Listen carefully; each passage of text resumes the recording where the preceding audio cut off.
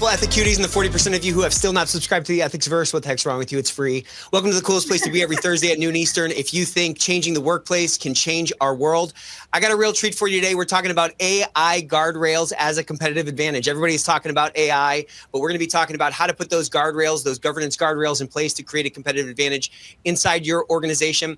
As we get going here, drop your LinkedIn URL in the chat because like we say every single week, your network is your network. I'm going to even drop a little intro song in for you. We got a whole new kind of setup going here.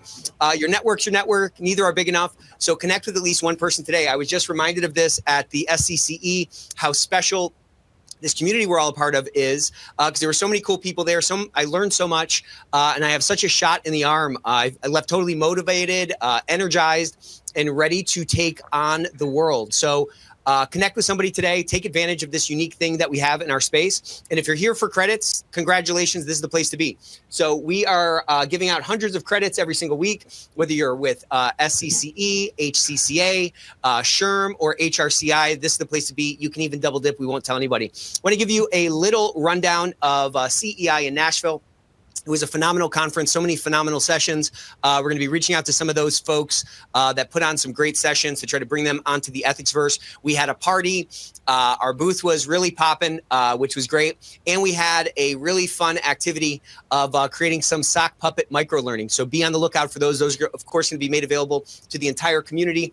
And we have another conference coming up here. The conference is the Opal Transforming Healthcare Conference, the Emerging Technologies Conference back in Nashville. Nashville keeps calling my name on October 14th and 15th. So that is coming up. You can use the code Ethico50 to get 50% off because we love you. So think about coming out to that conference, that Opal conference. Opal always puts on great conferences with a ton of great speakers.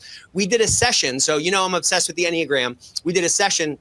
Me, Mel Sponholz, and Gwen Hassan did a highly reviewed session. It was highly anticipated, and it was highly reviewed session about the Enneagram. So if you don't know your Enneagram type or you are as obsessed with it as I am, check out this cool test that we made for you. So you can hit this QR code that's on the screen right now, and Joa should be dropping in the chat the link itself. We're already up to 800 emojis, which I love.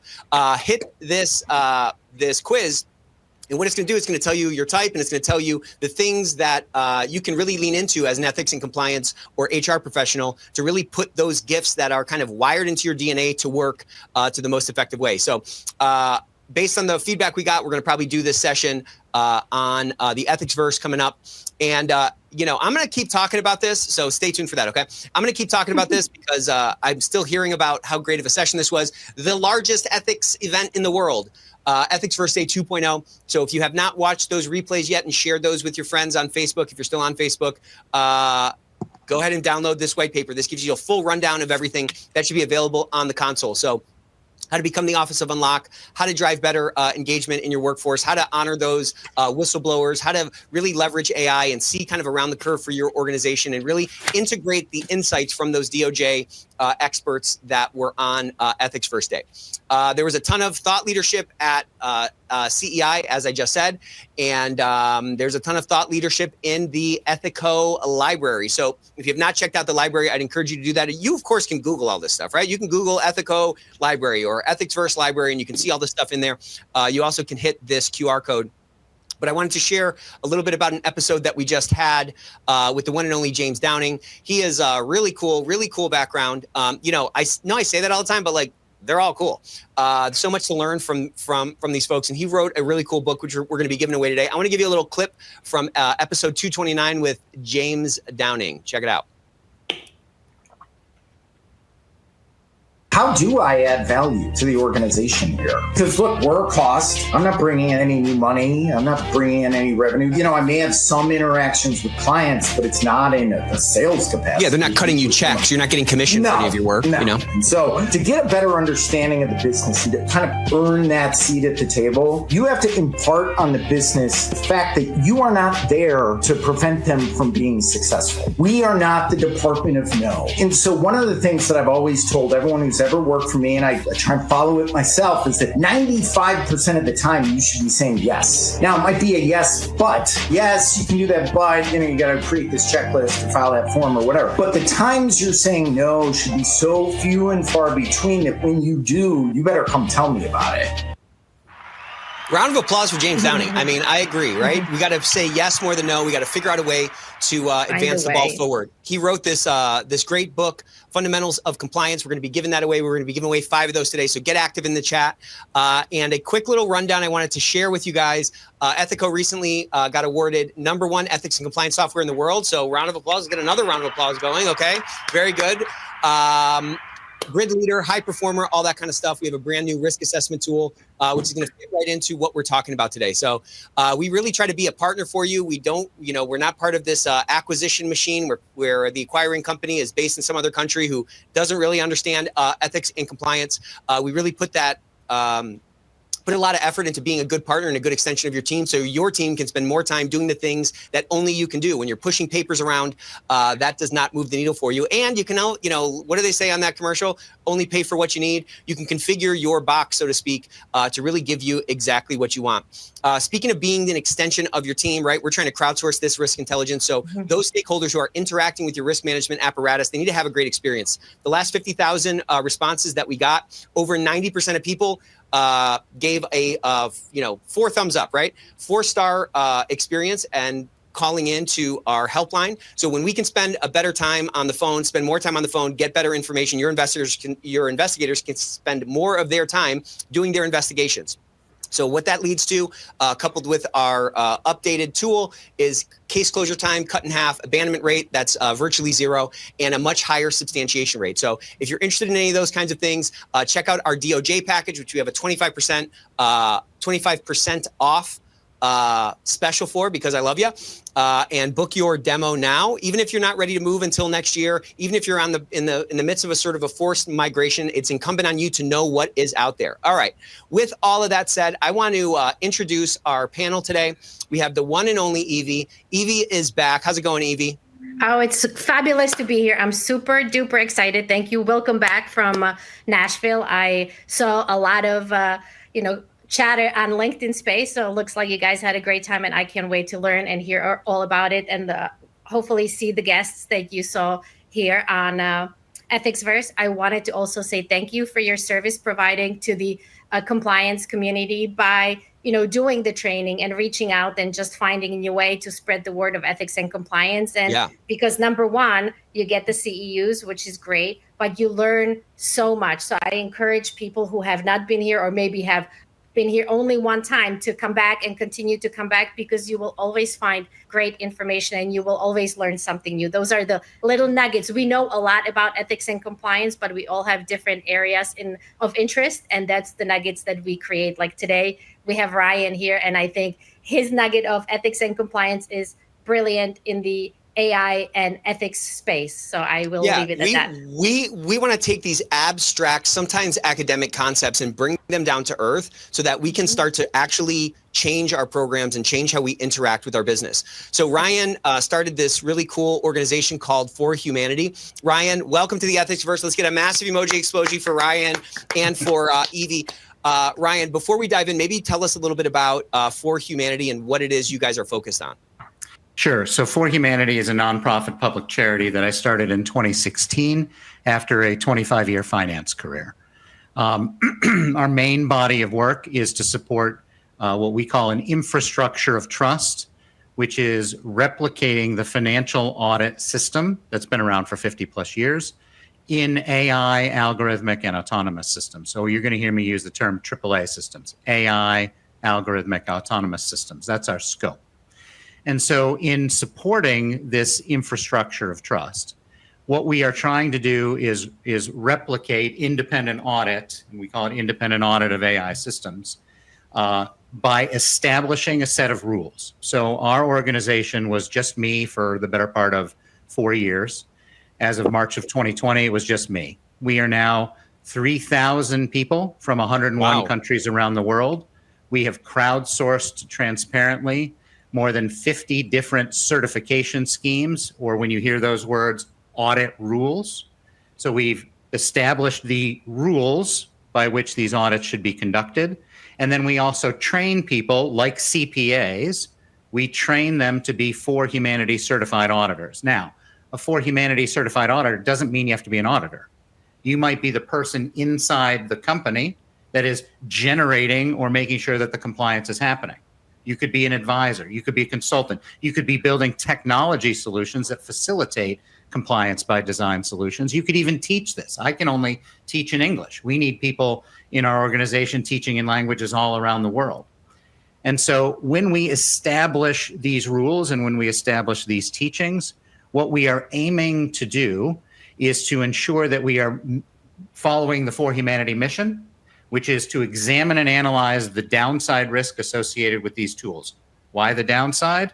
Because there's plenty of people to promote the upside of AI. So we accept that and we say, here's the tool. Now, if we can maximize our risk mitigations on these tools, then we maximize our benefit for humanity. And that's where the overly ambitious name of the organization comes from.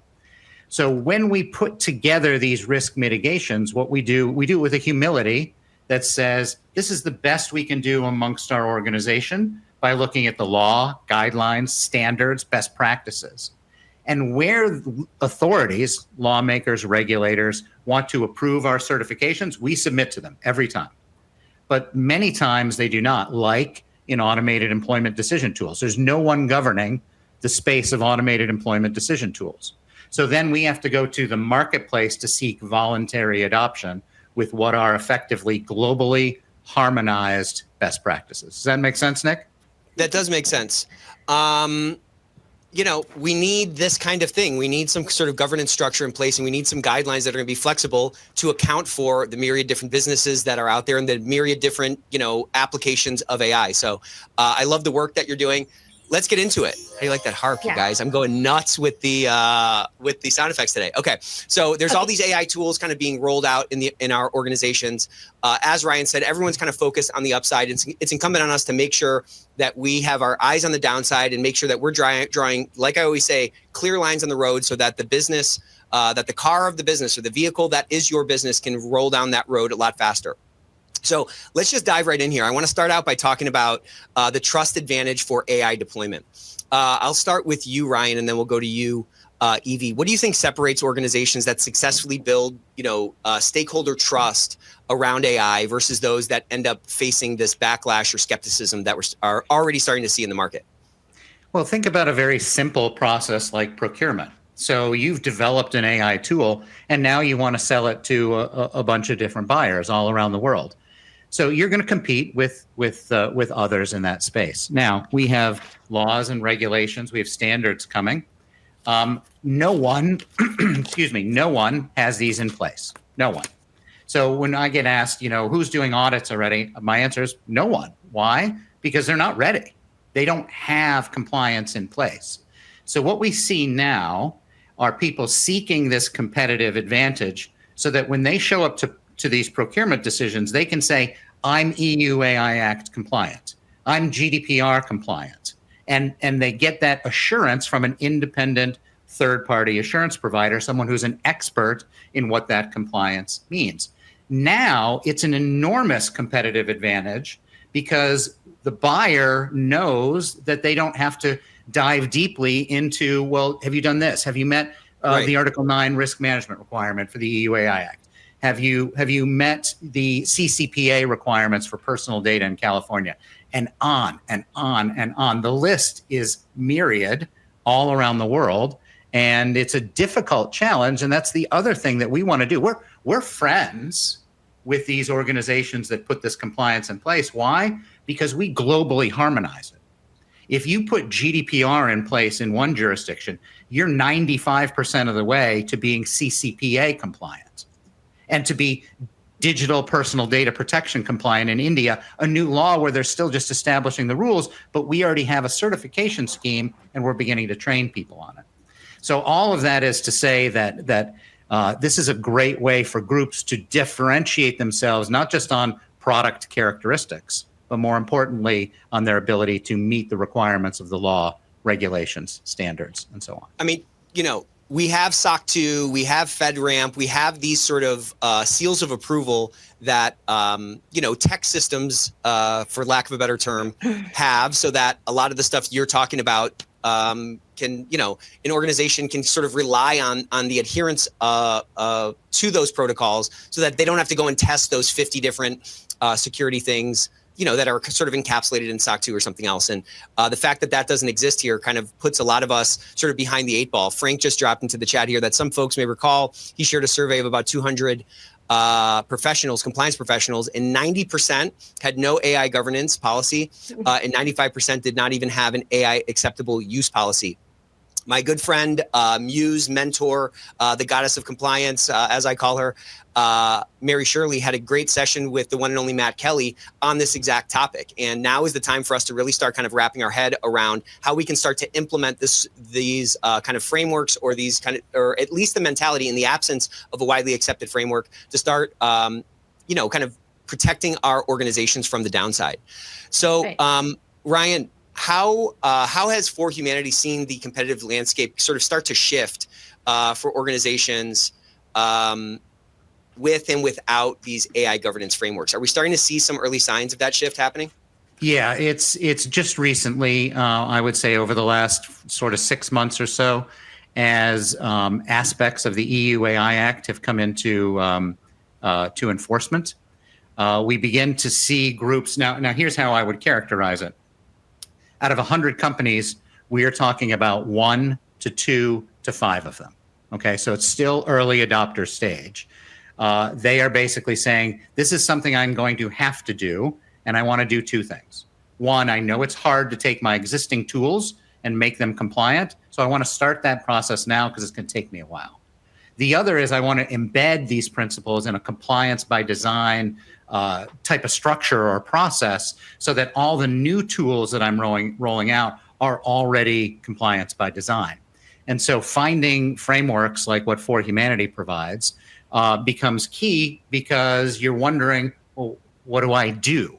And some of your audience may have heard of ISO 42001, which is a new ISO standard that basically says, here's governance at a management level. And that's good and useful, but it's not even close to what's necessary or required in terms of the law, whether we're talking about the new Colorado law, the Virginia law, or Texas, or we're talking about, obviously, the big kahuna, which is the EU AI Act. Really, what you have to get down to is, do you have robust processes on a AI by AI basis, or a AAA system by AAA basis, covering ethics, bias, privacy, trust, and cybersecurity? And they have to be harmonized to each other. And so that is what For Humanity does. And we do it as a nonprofit. All we care about is mitigating risk to humans.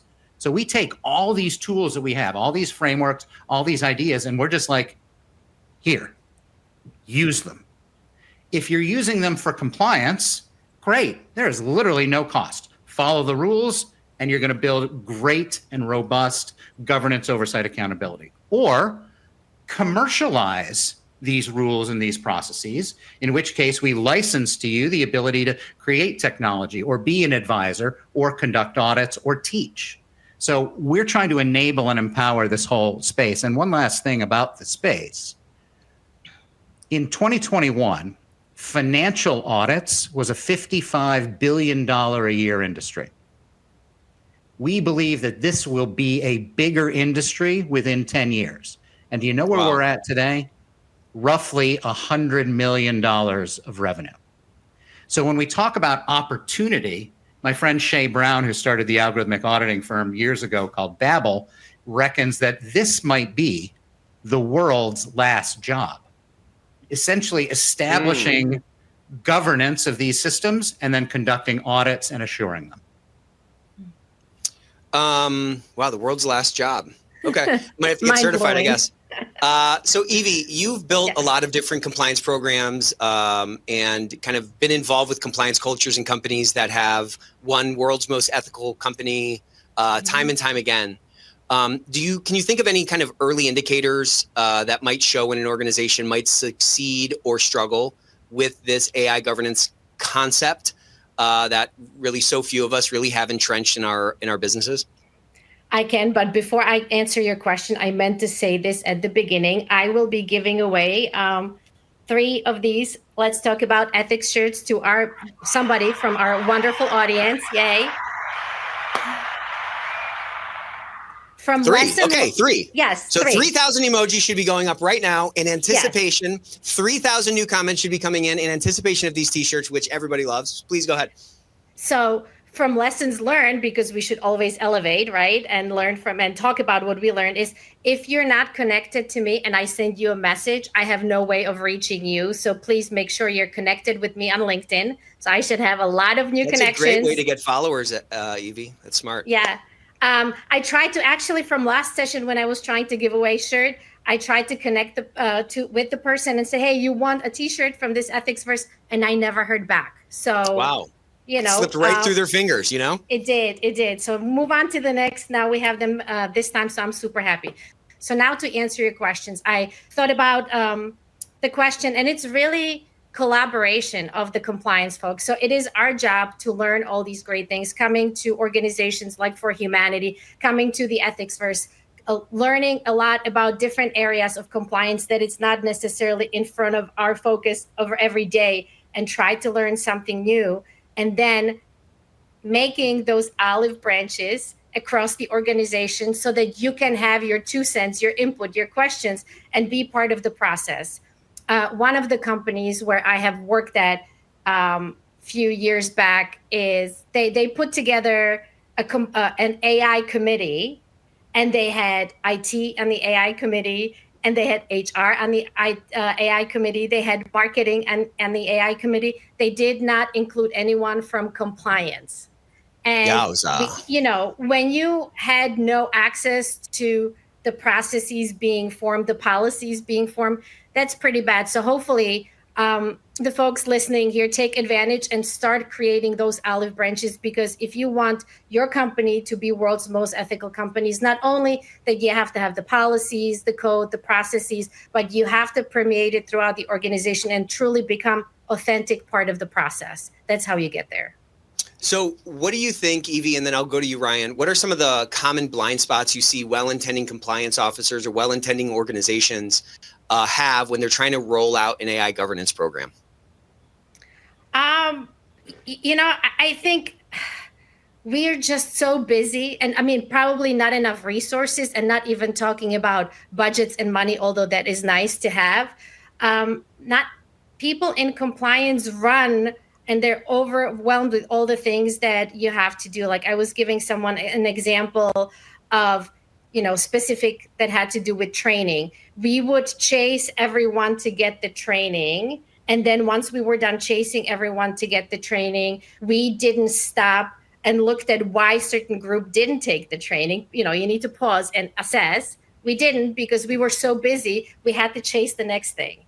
And I think it's probably partially for resources. So compliance, not only compliance officers, but compliance department as a team. So the managers, the analysts should be on the same page. They should each be reaching out across the company at their levels to make the most out of the compliance program.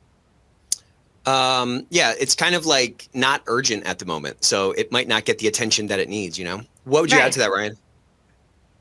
This is an easy one when it comes to AAA systems. Ethical oversight. There isn't any.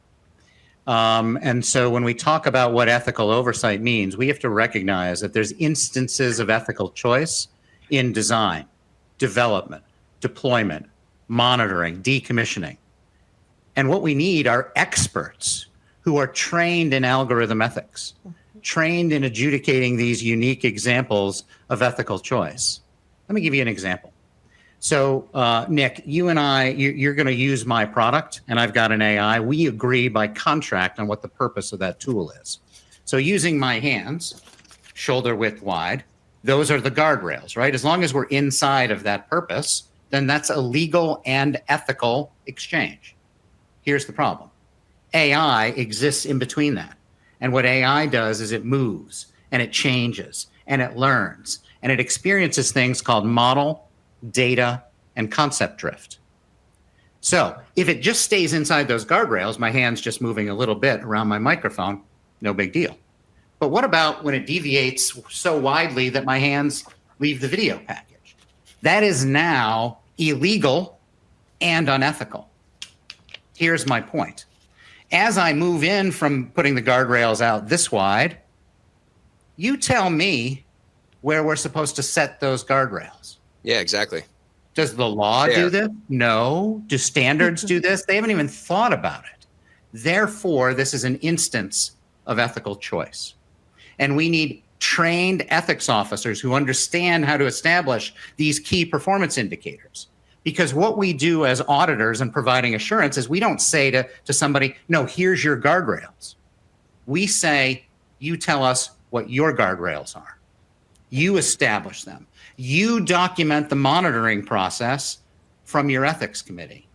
And then as it moves and changes, if it hits up against that guardrail, what will you do to manage the fact that you are deviating from legal and ethical application? So we show up year one and we basically say, okay, have you put these processes in place? Do you have your key performance indicators? Do you have your monitoring process? Do you have your rules for what you do? So now let's talk about teeth of this application. So we show up in year two and we see how you've been tracking things and you hit up against your guardrail a dozen times and did nothing. Do you have a chance of being reassured for year two? No, not a single chance. Why? Because you can't even follow your own rules. So it feels like you're talking to me. So I'm feeling a little. I'm kidding. I'm totally kidding. No, don't feel accused because of the fact that there are no AAA. There's nobody governing AAA systems today in this manner. And by the way, it will result in illegality, unethical behavior, and harms to individuals. And so it's a simple example of. It's a great example. It's not simple. It's an example of a role that needs to exist in all AAA organizations that doesn't exist today. And you can't just shove somebody in there and say, let's think about it. They need to be experts in impact to fundamental rights, impacts into adjudicating instances of ethical choice. And I could go on and on and on defining these expertise. They are many. Well, you kind of brought up an important point because there's certain guardrails are kind of built into, sort of traditional software tools, right? Like by their nature, they're very deterministic in most cases. So those guardrails, like the use cases are kind of built in. The fact that these AAA tools kind of lack that deterministic constraint allows for that drift to happen. And if we're not even thinking about how this sort of machine or this tool might move, it's hard to put those guardrails in place or even start to anticipate where things might go wrong. So I think that framework was really, it was smart. Okay. How about that? Go ahead. Yeah, I was just going to talk about or ask Ryan about the governance part of what should companies have as far as code. So we have, most people who are on the phone here have seen a code of conduct. But when it comes to AI, there's different codes. And I would like Ryan to kind of go into it a little bit and let our audience to understand what the other codes in the AI verse should look like. And what should they be expecting of companies that they engage with for AI tools? They should be asking those things. So Ryan. Great question. There are many. You have a code of ethics. Now, people may hear that code of ethics and they go, yes, my organization has a code of ethics. It's unlikely that it is relevant. You need a code of ethics for how you are governing your AAA system. It is a subcomponent of your broader code of ethics. You need a code of data ethics, and it has two parts. A principles portion, which is publicly displayed, but also all the details involved behind it of data protection, data security, general security, and so on. We also talk about making sure that you have a code of conduct, terms and conditions, acceptable use that is all very publicly displayed so that when people interact with your tools, they have the transparency to know what to expect, but also to understand what is acceptable use, acceptable behavior with any of these. So it's a whole range of compliance requirements. And Amanda asked a few minutes ago on the chat, does this stifle innovation? Nothing, at least I've talked about, or that goes through the process of engaging in these compliance by design solutions stifles innovation in any way. And oh, by the way, the solutions you put in place are innovations unto themselves. We drove cars 100 years ago that had no brakes. The tires were this wide. They had no windshield wipers. They had no anti-lock brakes. They had no airbags. So when we introduced those were innovations. Those were spectacular, life-saving innovations. Now, when I talk about model, data, and concept drift, depending on the use case of the tool, having these guardrails in place, having these monitoring tools in place will prevent us from having the whole audience probably heard the term hallucination, bad sources from their large language models. Those are outcomes. Now, when they're large language models and I'm just writing an email, nobody's dying. But imagine a diagnostic tool for breast cancer. Imagine a diagnostic tool for running. We had a problem where automation bias came in. Pilots were staring at the sun. They knew it was the afternoon. So they knew they were facing west, but their instruments told them they were facing north, and they followed their instruments. That is the definition of automation bias. The plane crashed as a result. Wow. So having in place governance, oversight, accountability, risk controls, treatments, and mitigations in no way stifles innovation. And in fact, it is innovation unto itself. I mean, a painter that's relegated to the confines of a canvas, the argument that that painter can't innovate is crazy. The bounds of the canvas allow for that innovation.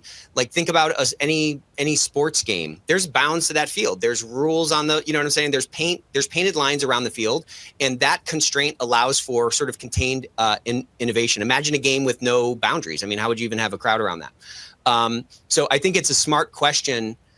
Because it's a likely objection that we're going to hear from, you said at the start of this, Ryan, everybody's in the marketplace pushing their AI tools. Everybody's kind of talking about the upside. CEOs are also, reading these articles about the increased margin that, their friends and their competitors are generating by leaning on AI. The upside is sort of taking care of itself. The downside can easily be sort of misconstrued and misunderstood.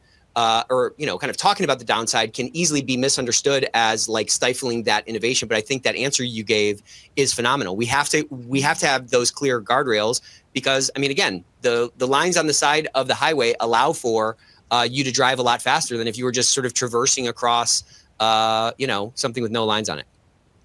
There's a great question here from Divya. Divya, thanks for this question.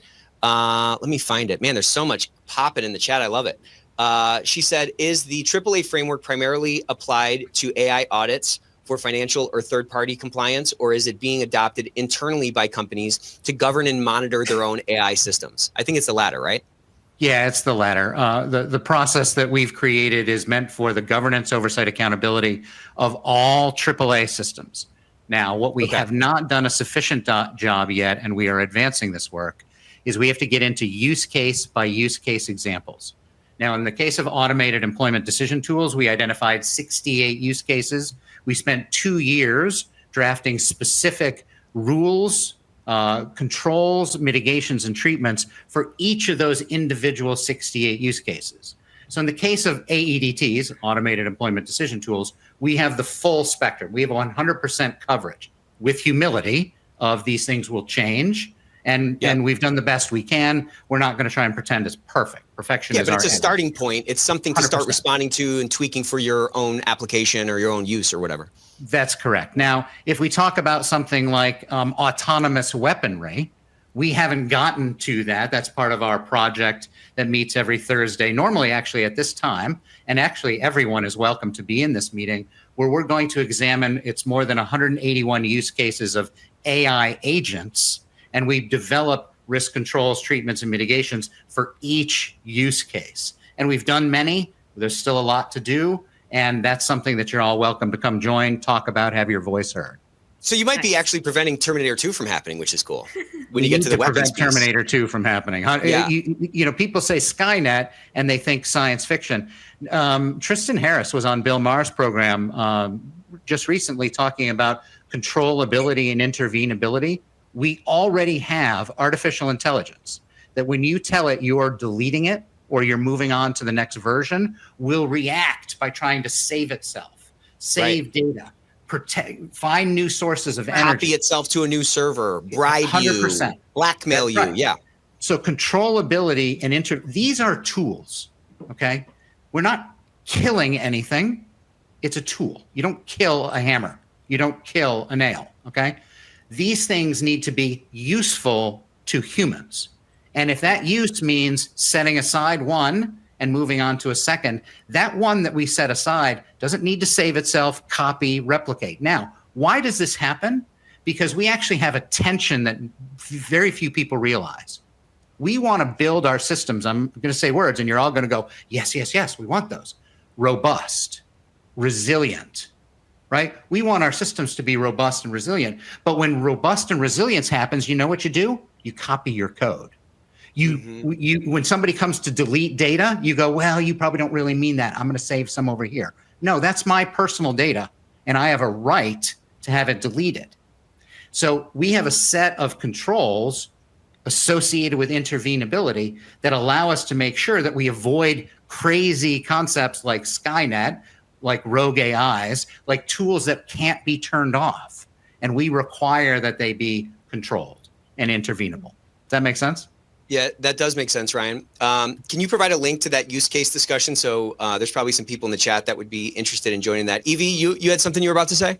Well, I was going to say to our listeners, it's like you don't know what you don't know. So by participating in these conversations at For Humanity in the forum that Ryan is providing, it will blow your mind away and it will open your eyes for sure. It has mine. I started participating, I guess, over the summer. Someone told me, oh, you should check out For Humanity when I said I wanted to learn or I needed to learn something about or more about AI because from Ethicsverse and other venues, this is a constant topic and we always talk about it, how great it is and how useful it is, which it is, but there's another side to it. So I'm really happy and thankful for Ryan and his organization that we have the opportunity just to learn, because now we are the people, once we learn, to have these conversations inside our organizations. It doesn't come out of thin air because, like I said, we don't know what we don't know. So if we as collectively, there's 550 people, can jump onto For Humanity and look through some of the documents, you will learn something new, and then you can bring that to your organization and be better prepared and secure. There was one question also talking about what can companies do, what are practical tools and techniques that compliance teams can use to monitor and enforce these AI guardrails across the internal and third-party AI system, which is a great question, and it's right aligned with this conversation. Yeah, that's a great question. Ryan, do you have any suggestions here? The tools are long. The list is long. Phew. So, well, the first thing I'm going to say is one of the things that we do is that we train you. You can take our course on algorithm ethics, or you can take our course on core AAA governance. The course is free. So, for example, AAA governance. Don't we love free, everybody? Free. Okay. The AAA governance course is 9 weeks. It's called Core. It's 20 to 30-minute lectures daily. There's quizzes associated with that. If you pay attention to the lecture, you'll pass the quiz. If you pass all the quizzes and you want to prove to your boss or to your customers that you are certified in this, then you come sit the exam. The exam, unfortunately, is not free. So there's a one-time fee to sit the exam if you want to demonstrate that certification. And we offer those exams every Friday. So number one, if you want to come and learn these details, this is a great way to learn the details. So when we talk about monitoring and we talk about specific implementation, we need to, and these are words you will see me use constantly, we need to establish metrics, measurements, and thresholds. Now, I can say those words and you can be like, oh, I think I know what that means. Let me make it plain. A metric is Fahrenheit or Celsius and individual degrees. A measurement is a thermometer. And a threshold is 32 degrees Fahrenheit or 212 Fahrenheit, which says I change water to a gas or to a solid. Now, when you establish metrics, measurements, and thresholds for all of your processes, now let's say you're engaged in content moderation. What you're going to do is you're going to parameterize what digital content looks like. You're going to parameterize what hate speech looks like. You're going to parameterize what looks excessively violent. And those are the thresholds, right? Yeah. Well, and so that's where you establish the threshold, but you also establish the process of measuring and what metrics you're going to use for that. And so when we talk about monitoring, we monitor for key detrimental indicators for content moderation. We monitor for key regulated product indicators. You're not allowed to sell, prostitution. You're not allowed to sell money on Amazon, as an example, right? There's things that are regulated that we have to make sure, if you're the provider of that platform, that you're not selling them, right? So there's that, but then we also monitor for model health and fitness. We monitor for bias. Those monitorings for bias include physical barriers, like we're going to take only inputs from smartphones. Well, you know who doesn't get to walk through that process? People who don't have smartphones. And I know everybody thinks everybody has a smartphone. That's not true. And especially when you take a diverse input and multi-stakeholder feedback perspective of the world, you'll see it's a lot bigger world than maybe what you're familiar with. And so we want to make sure that all impacted stakeholders have a chance to be a part of this process. So monitoring is everything we need to monitor about bias, cognitive bias, about statistical bias, about model data concept drift, model health and fitness, on and on and on. The list is all enumerated in the monitoring section of our certification schemes. Yeah, apparently my son's the only one in his junior high with a flip phone. So he is getting cooked every single day at school. Okay. So how do we start to approach risk assessments when deploying AI in our organization? Is it starting with principles that we can then apply across these different sort of use cases? Like you're talking about, we need to have measurements, we need to have metrics, we need to have thresholds. And I assume that those are kind of applied on specific like tools or specific use cases that are sort of underneath this massive, AI, umbrella, which, to your point, there's myriad applications. Is it smart to first kind of establish principles like you're kind of talking about that then can be sort of scaled into those specific cases as those criteria or as those sort of protocols are established at that sort of micro level? Like how should we start to think about how we can start to get our arms around this thing before, maybe it's the For Humanity becomes the maybe the For Humanity framework becomes for AI what SOC 2 became for cybersecurity, in the absence of this sort of well-established, readily acceptable sort of seal of approval. How can we start getting our organizations ahead of the curve and start kind of putting some stuff in place so that we're kind of managing against that downside? Yeah. So the comparable, Nick, is not a SOC 2, but it's actually GAAP, Generally Accepted Accounting Principles, and International Financial Reporting Standards. We have two sets of rules all around the world for financial audits. And the fact that we have two is a problem. We'd rather have one, because when the two go, they don't talk all the time, and that creates confusion. Okay. So in an ideal world, we would have a single set of rules that everyone's abiding by and that have been accepted all throughout local jurisdictions based on local jurisdictional law. Okay. So what we're then going to do is establish a risk management framework. The one that we've put in place fully operationalizes NIST, fully operationalizes ISO 31000, fully fits in the world of financial risk. It basically is the standard. We're going to establish risk taxonomies and risk categorizations. We are then going to go through a very simple process: risk identification, risk analysis, risk evaluation, and risk treatment. Risk identification uses those categories, uses those taxonomies to identify two things: a risk input and a risk indicator. A risk indicator is a cough. If you have a cough, is that the thing we're going to treat? We might treat the cough, but what caused the cough? You want to think in terms of root cause. So when we know the root cause, it's a risk input. And when we don't know the root cause, it's a risk indicator.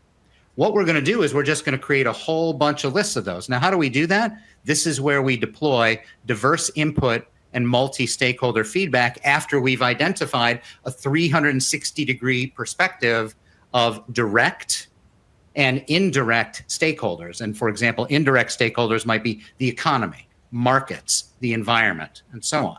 So we need a pool of people providing input into what is a risk indicator and what is a risk input. And then we're going to analyze it.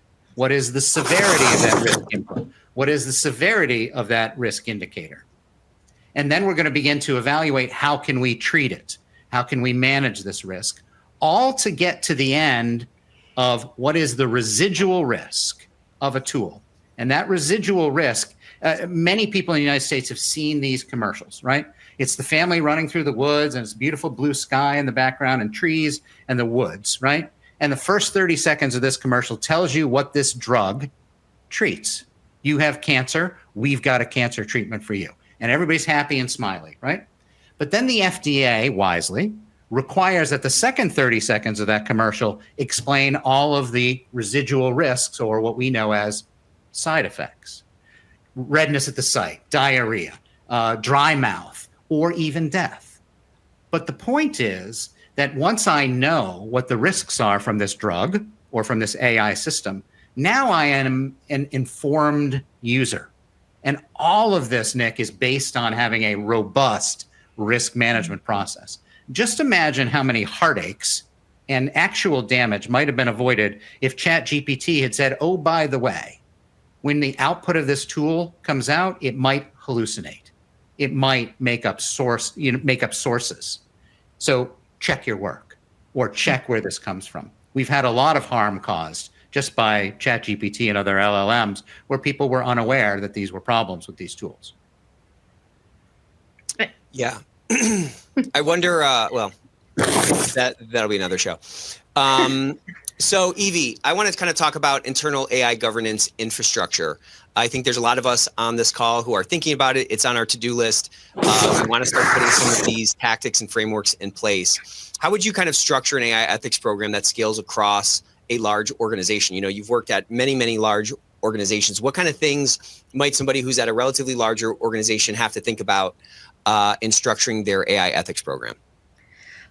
So the one that I was considering, you know, what I dealt with and probably is closest to this, because future probably will be more regulated, that it isn't. It's having a clear set of policies and standards that come across the organization. I think that's a step one, including some of the elements that, Ryan had talked about, having the code of data ethics.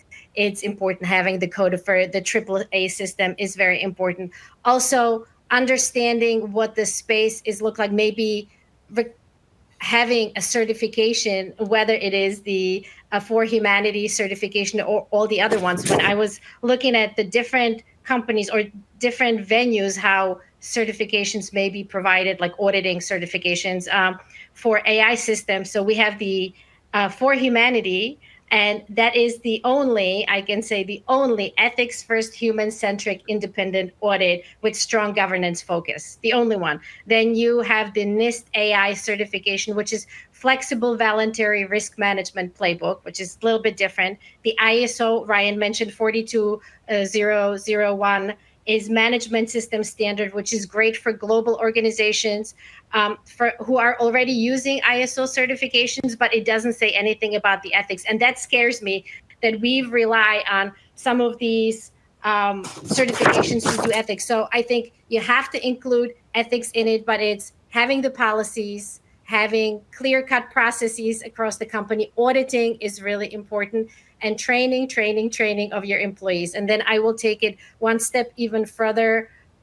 Recently, I was in New York City, and I was attending a financial kind of group talking about ethics and talking about AI. And one of the things that came out of that conversation was data, garbage in and garbage out. You have to make sure that the data that you are having the AI analyze and process is a good data.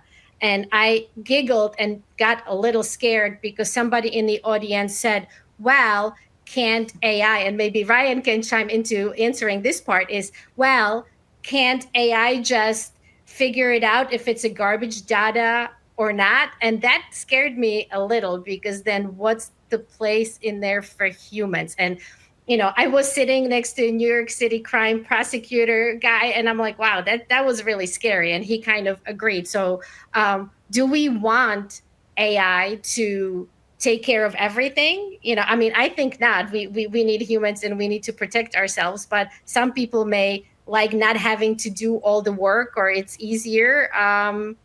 What do you say to that? Garbage in, garbage out. Do we want AI to kind of understand more than what is just in front of it?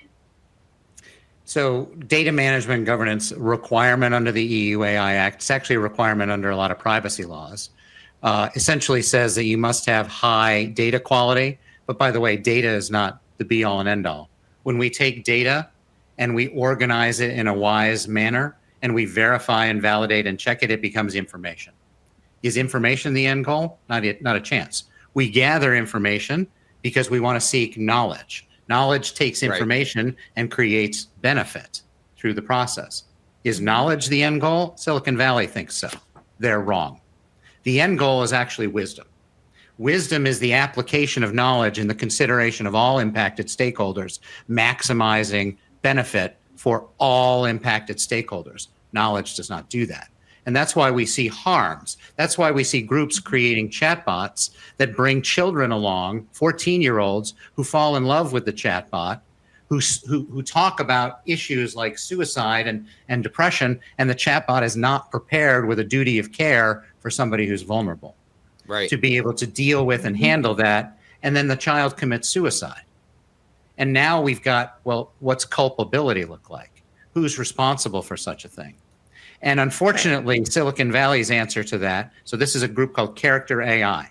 Character AI had this as a problem. It's obvious to most people that they failed their duty of care. You know what the cost of this was? Google bought them for $424 million. Are we sending the right message? Is this ethical? Not even close. Right. So essentially putting in ways and mechanisms to manage all of these associated risks, that's what For Humanity is about. So we just take a different perspective. So, are we kind of putting the cart before the horse in some ways by forming these AI committees, these AI governance committees, without having sort of a proper understanding of how that committee's sort of teeth, so to speak, should actually work in action here? To some respect, you do have to have a proper organization structure. So the very first audit rules of all of our certification scheme, the first thing is we would say, do you have the experts in the room? Do you have people who understand bias in data and bias in these tools? Do you have people who understand impact to fundamental rights? Do you have people who understand data security and privacy? Do you have people who understand cybersecurity of AI? We need all of them in the room. So yes, we basically say, do you have experts? We have two pools of experts, an algorithmic risk committee, which is kind of the action committee that oversees all of these tools, and the ethics committee, which is the experts independent who are charged with adjudicating instances of ethical choice. And they have to have a certain set of expertise as well. The third criteria is about top management and oversight bodies. So this is a second line of defense, first line, those two committees. The first line of defense is designers and developers. We need them trained to build things, compliance by design, essentially, to be able to meet these requirements, and they need training to do that. We have the second line of defense, the Algorithmic Risk Committee, Ethics Committee. Third line of defense is top management and oversight bodies. They have duties from the CEO to the board of directors, to internal audit, to model validation, to chief risk officers, to chief information security officers. They have roles and responsibilities to establish these committees, to establish the relationships, to figure out who does what to whom, and to ensure that there are no holes and gaps in the process. So yes and no, Nick. I would say both of these things kind of happen simultaneously. Do we have the experts in the room? And then do we have the governance, oversight, accountability structure to manage those experts? Yeah, we definitely have to have the seat in all those conversations in the organization. And how do we get there? I guess by coming here, bringing this conversation out to our workplaces and elevating it, you know? Yeah, and I think we have a unique opportunity in this conversation to at least try to make the case for our presence in those discussions. And we can do a lot to stack the deck in our favor, not just by coming to the Ethicsverse, but by on getting smart around the stuff that Ryan and Evie are talking about. You know, taking those courses and perhaps getting that certification is going to kind of stack the information asymmetry or the perspective asymmetry in your favor, so you can bring a perspective to those conversations that maybe is not sort of contained in the brains of the people that are in that room. We're not just going to drift into those conversations. It's incumbent on us as ethics and compliance professionals to get smart on what's coming. And if there's a storm coming, if there's an AI storm coming, and nobody knows how to kind of navigate through that storm, well, then we have to get smart on that stuff quickly, and we need to be able to, integrate that into our knowledge of the business, into our knowledge of the different players in the business and the risks that are inherent in our business. And frankly, we have to understand how AI is actually being used in the organization as we're going through that process, so we can apply these risk mitigation, principle-based frameworks to, again, help our organization. Listen, it's going to be on us whether we stay as a bumper sticker on the car, or if we're something that's, an additive to the engine that's making that gasoline, combust faster and helping that car move down the road a lot faster. If we're living in that reactionary mode, well, then we're never going to be able to add that value. And I just want us all to think about, what role do we play? Ryan, you're a finance guy. The standard deviation of the performance of a portfolio is denoted as, like, that's the risk of the portfolio. And if I have two different portfolios that have the same return level and one has a much higher standard deviation than the other, well, then I'm obviously going to pick the other. And so we have the ability to reduce the standard deviation, reduce the volatility in the operations of our organization by putting those guardrails in place and making sure that we are kind of, like I'm always saying, seeing around the curve and putting those protections into the business, into the operations.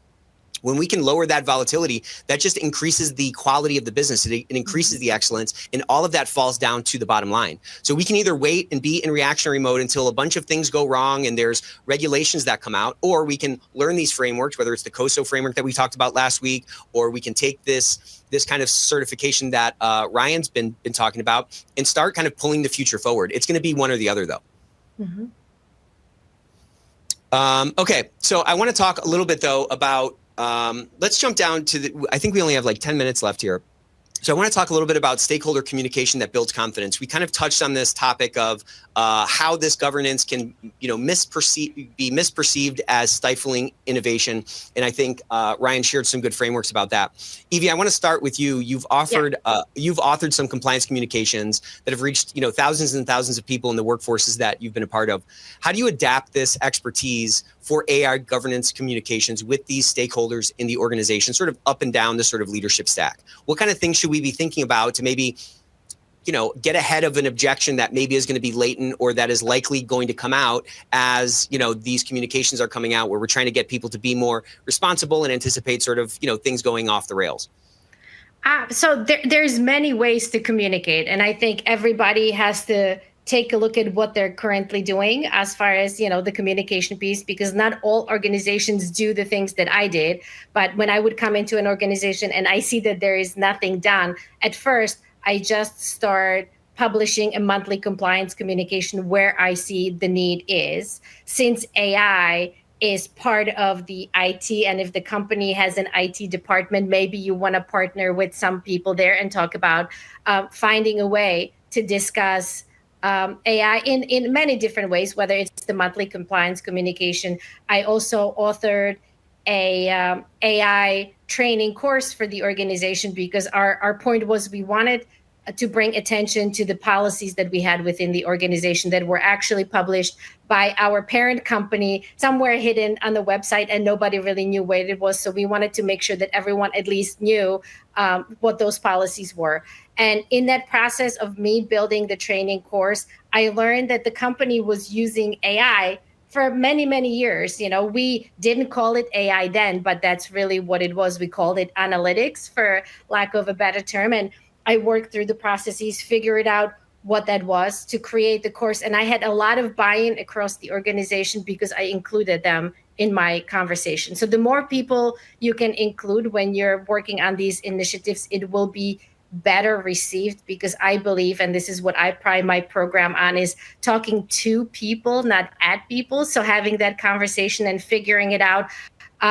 What do we need to say, and what is the need to say, partnering with marketing as well. I think it's a good way. And one of the best way where you get probably most attention and most engagement across the organization is when you are planning a compliance month and creating some activities around this topic. So if I would be planning your compliance month, maybe AI would be a week-long kind of an opportunity to talk about the policies, to talk about the guardrails, to talk about the risks, and different aspects of what it means to have a good, robust AI compliance program. There would be games, there would be giveaways, there would be a lot of fun activities. One activity I will leave with this group is ask your employees to create a poster about the 4 or so risks of AI in their eyes. And you're going to learn so much, and obviously it's something that you can give them to do. People like to do some things that takes their mind off their day to day. And when we ask employees to do certain fun things, we would get a lot of great product coming back. I mean, may not be the entire organization, but you may get 30 to 40% of people submitting certain things, which is really great. But another thing to think about is trying to tailor those activities to your audience. So getting feedback, crowdsourcing is really important. Very good. So we are right at time. I have one more question for you, Ryan, if you're fine to stay for 2 more minutes. Next week, we have the famous quarterly update with the one and only Karen Moore and the coolest guy in compliance, Matt Kelly. So you're not going to want to miss that trending topics discussion. So that's going to be next Thursday at noon Eastern. Ryan, I want to pass it over to you as we wrap up here. Do you have any sort of parting words of wisdom or anything that if you could wave a magic wand that people could start doing right now? They're all going to take your course, of course, but something they can start doing right now, whether that's a change in their mindset or a change in their perspective around this topic that can really present a lot of unforeseen risks to the organization. What would you leave them with as we wrap up today? I'm going to say 2 things. Number one, I get asked this question by legislators and politicians and so on, like what do you want, Ryan? And the answer is very simple: mandatory annual audits for all AAA systems that impact humans. So that's what I believe we should all be working towards. Now, in advocating for, some of you may say, well, gosh, isn't that onerous? It's onerous the first time, especially if you have a AAA system and you're backfitting, right? But if you're building these things by compliance by design from the beginning, it's actually not onerous. And then achieving compliance. You talked about COSO. When COSO came into operation, it ended 20 years of pain of auditors coming in, and we all freaked out. We were like, it's the auditor, right? Like, we knew we were in pain for the next 6 weeks. Well, when we began to implement COSO, when we began to make compliance by design with internal audit, we changed that relationship. Now we met the auditor at the front door. We kindly walked them up to the 3rd floor conference room. We locked them in there for 6 weeks. We slid food under the door and we pumped compliance at them until they were done. And it changed the nature of that relationship. Well, we need to get to that compliance by design approach as well. And so when so the other point, number one, we want mandatory annual audits that are done systematically. The second one is diverse input and multi-stakeholder feedback.